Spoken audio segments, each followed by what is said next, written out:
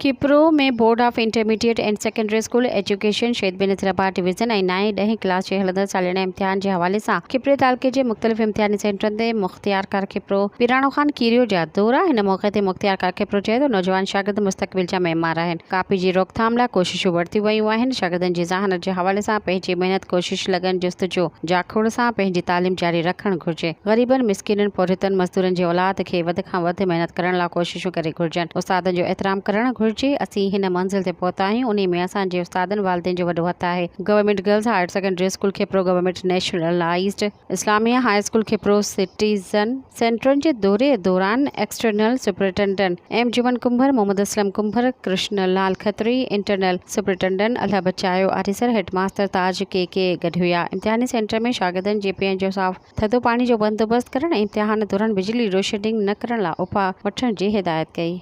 Subscribe कयो अवामी news HD खे ऐं ताज़ा तरीन ख़बरुनि लाइ ॾिसंदा रहो अवामी न्यूज़ HD।